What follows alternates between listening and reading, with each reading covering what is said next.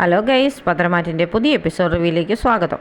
Award ചടങ്ങിനെത്തിയ എല്ലാവരെയും അഭിസംബോധന ചെയ്തുകൊണ്ട് ആൻമരിയ സംസാരിക്കുന്നുണ്ട്. നയനയുടെ ഡിസൈനെക്കുറിച്ചൊക്കെയാണ് കൂടുതലും പറയുന്നത്. ഇതൊക്കെ കേൾക്കുമ്പോഴത്തേന് ഒരുപാട് സന്തോഷമാകുന്നുണ്ട് ദേവയാനി. ശില്പിയായ ഒരു അച്ഛൻ്റെ മകളായിട്ട് ജനിച്ച് സാധാരണക്കാരിയായി ജീവിച്ച നയന ഡിസൈൻ രംഗത്ത് മുന്നോട്ട് വന്നതിനെക്കുറിച്ചൊക്കെയാണ് ആൻമരിയ കൂടുതലായിട്ടും പറയുന്നത്.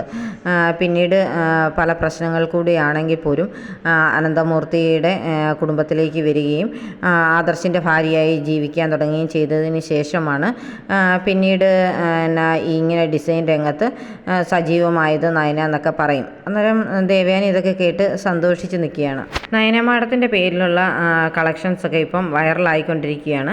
അതിൻ്റെ പേരിലാണ് ഞങ്ങൾ ഈ അവാർഡ് ഈ മാഡത്തിന് കൊടുക്കാനായിട്ട് തീരുമാനിച്ചതെന്നൊക്കെ ആൻമരിയ പറയുന്നുണ്ട്. ഇത് കേൾക്കുമ്പോഴത്തേന് ദേവയാനി ഇരുന്ന് കൈയടിക്കുന്നൊക്കെ ഉണ്ട്. പിന്നീട് നയനയെ സംസാരിക്കാനായിട്ട് വിളിക്കുന്നുണ്ട്. അപ്പം നയന വന്ന് പറയുന്നുണ്ട്, ഞാൻ ഈ അവാർഡിൻ്റെ കാര്യം അറിഞ്ഞപ്പോൾ ആദ്യം ഇത് സ്വീകരിക്കാനായിട്ട് തീരുമാനിച്ചില്ലായിരുന്നു. അവസാനം എല്ലാവരും കൂടെ പറഞ്ഞതിൻ്റെ ശേഷമാണ് ഞാനിത് സ്വീകരിക്കാൻ തീരുമാനിച്ചത്. പക്ഷേ ഇപ്പോഴും എനിക്ക് പറയാൻ ഒരു കാര്യമേ ഉള്ളൂ, ഈ അവാർഡ് എനിക്ക് വേണ്ട എന്ന് പറയും. അത് കേൾക്കുമ്പോഴത്തേനും എല്ലാവരും ഞെട്ടുന്നുണ്ട്. നേരത്തെ ഞാൻ പറഞ്ഞായിരുന്നല്ലോ ഈ അവാർഡ് എനിക്ക് അർഹതപ്പെട്ടതല്ല, അതുകൊണ്ട് ഇത് സ്വീകരിക്കുന്നതിന് എനിക്ക് താല്പര്യമില്ല. എൻ്റെ ആദർശേട്ടൻ്റെ അമ്മ പറഞ്ഞതുകൊണ്ട് മാത്രമാണ് ഞാനിവിടെ വന്നതും ഈ പരിപാടിയിൽ പങ്കെടുക്കുന്നതെന്ന് പറയും. അത് കേൾക്കുമ്പോഴത്തേന് ദേവയാനി ചാടി എഴുന്നേൽക്കുന്നുണ്ട്.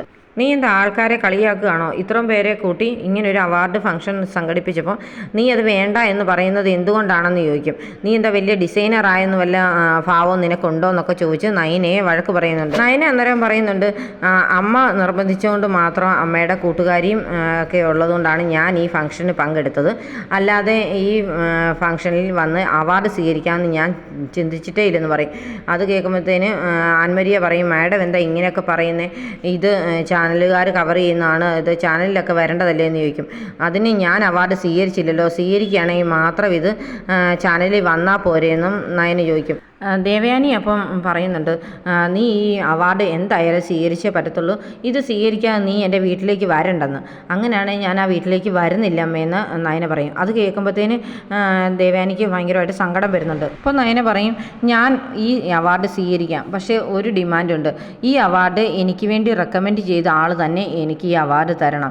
ഇതിനു വേണ്ടി കാശ് മുടക്കിയ ആളും റെക്കമെൻഡ് ചെയ്ത ആളും ഒരാളാണെന്ന് എനിക്കറിയാം. അവർ തന്നെ എനിക്ക് ഈ അവാർഡ് തരികയാണെങ്കിൽ മാത്രമേ ഞാനിത് സ്വീകരിക്കത്തുള്ളെന്ന് പറയും. അത് കേൾക്കുമ്പോഴത്തേന് ദേവയാനി ആകെ വെട്ടിലാകുന്നുണ്ട്. എന്ത് പറയണമെന്ന് അറിയത്തില്ല. ദേവയാനിയാണല്ലോ ഇതിനെല്ലാം കാശ് മുടക്കിയ കാര്യം. അന്നേരത്തേന് ദേവയാനി പറയും, അതൊന്നും നീ ശ്രദ്ധിക്കേണ്ട ആവശ്യമില്ല, നീ ഈ അവാർഡ് മേടിച്ചേ പറ്റത്തുള്ളെന്ന് പറയും. അമ്മ എന്തൊക്കെ പറഞ്ഞെന്ന് പറഞ്ഞാലും ഞാൻ ഈ അവാർഡ് മേടിക്കില്ല എന്ന് നയനെ ഉറപ്പിച്ച് പറയുന്നുണ്ട്. എന്നിട്ട് ദേവയാനിയുടെ അടുത്തോട്ട് ചെന്ന് ചോദിക്കുന്നുണ്ട്, എന്തിനാ അമ്മ ഇങ്ങനെ ഒളിച്ച് കളിക്കുന്നത്? അമ്മയുടെ സ്നേഹം എനിക്ക് എന്തായാലും മനസ്സിലായി, അമ്മ എന്നെ ഒരുപാട് സ്നേഹിക്കുന്നുണ്ടെന്നുള്ള കാര്യം എനിക്ക് മനസ്സിലായെന്ന് പറയും. അത് കേൾക്കുമ്പോഴത്തേന് ദേവയാനിക്ക് അങ്ങ് സങ്കടം വരുന്നുണ്ട്. അമ്മയുടെ സ്നേഹം ഞാൻ എന്നാണ് മനസ്സിലാക്കിയെന്ന് അമ്മയ്ക്കറിയോ? എൻ്റെ അനിയത്തി ഒരു കേസിൽപ്പെട്ടു. ആ കേസിൽ അവളെ രക്ഷിക്കാൻ വേണ്ടി മാരാരി വക്കീൽ വന്നു. പക്ഷേ വക്കീലിനെ ഞങ്ങളാരും ഏർപ്പാട് ചെയ്തിട്ടില്ലായിരുന്നു. എന്നിട്ടും മാരാരി വക്കീൽ വന്ന് പോയിൻ്റൊക്കെ എൻ്റെ അനിയത്തിക്ക് പറഞ്ഞു കൊടുത്തത് കാരണമാണ് അവൾക്കത് സ്വയം വാദിക്കാനും അതിൽ നിന്ന് രക്ഷപ്പെടാനും സാധിച്ചത്. അത് കഴിഞ്ഞ് ഞാൻ കണ്ടായിരുന്നു അമ്മ മാരാരി വക്കീലുമായിട്ട് സംസാരിച്ച് നിൽക്കുന്നത്. അപ്പോൾ അമ്മ അവളെ കരുതിയെന്നുള്ള കാര്യം എനിക്ക് മനസ്സിലായെന്ന് പറയും. അങ്ങനെ പല സന്ദർഭങ്ങളിലും അമ്മ എന്നെ സ്നേഹിക്കുന്നതാണെന്ന് എനിക്ക് മനസ്സിലായി. അത് കാരണമാണ് ഞാൻ ഇങ്ങനെ ഒരു നാടകം കളിച്ചത്, അല്ലാതെ അമ്മയോടുള്ള ദേഷ്യം കൊണ്ടൊന്നും അല്ല എന്ന് പറയും. അമ്മ ഞാൻ ഏറ്റവും കൂടുതൽ വിഷമിപ്പിച്ചത് ഇന്നാണെന്ന് എനിക്കറിയാം.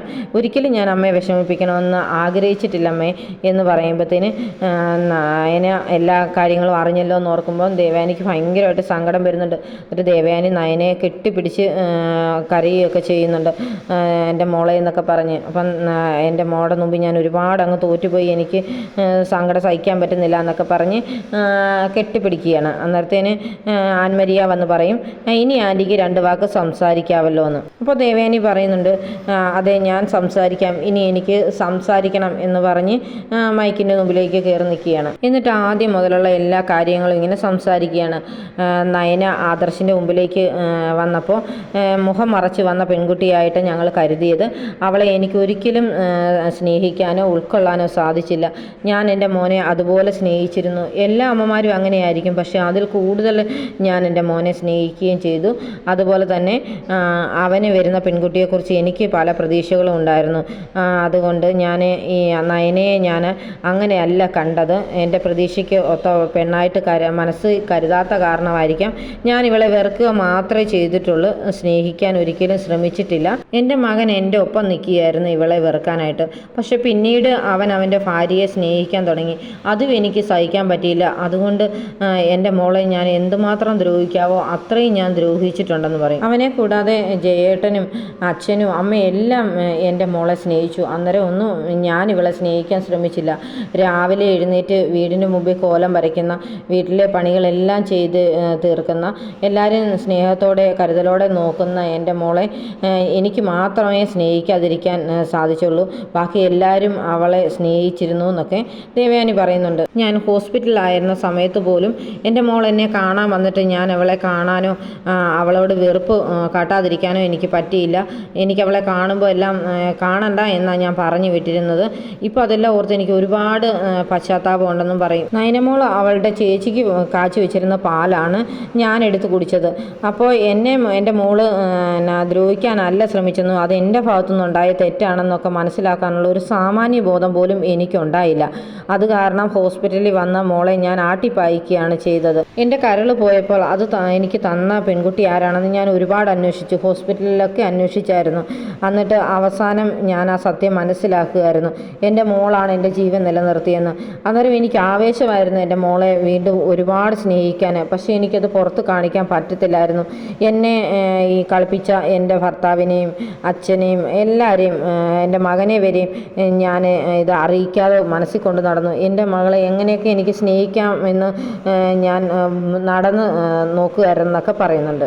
എൻ്റെ മോനും മരുമോളും ഒരുമിച്ച് ജീവിക്കാതിരിക്കാൻ വേണ്ടി ഞാൻ ഇവരെ കൊണ്ട് വ്രതമെടുപ്പിച്ച് ശബരിമലയ്ക്ക് വിട്ടു. അതിന് ശേഷം ആ മണ്ഡലകാലത്തിന് മുമ്പ് തന്നെ എനിക്ക് ദൈവം ശിക്ഷയും തന്നു. അങ്ങനെയാണ് ഞാൻ കരൾ പോയി ഹോസ്പിറ്റലിൽ കിടക്കേണ്ടി വന്നത്. അത് മോളെ ആരും കലക്കി വെച്ചതല്ല, പാലിനകത്ത് വിഷം, അത് ദൈവമായിട്ട് ചെയ്തതാണെന്ന് പറഞ്ഞ് നയനെ കെട്ടിപ്പിടിച്ച് ഉമ്മയൊക്കെ കൊടുക്കുന്നുണ്ട് ദേവയാനി. അപ്പോൾ ആൻമരിയെ പറയും, എന്നാൽ ഇനിയിപ്പോൾ അവാർഡ് ആൻറ്റി തന്നെ മോൾക്ക് കൊടുക്കട്ടെന്ന്. ഉടനെ ദേവയാനി അവാർഡ് എടുത്ത് നയനയ്ക്ക് കൊടുക്കുന്നുണ്ട്. എന്നിട്ട് കവളിലൊക്കെ കെട്ടിപ്പിടിച്ച് ഉമ്മയൊക്കെ കൊടുക്കുന്നുണ്ട്.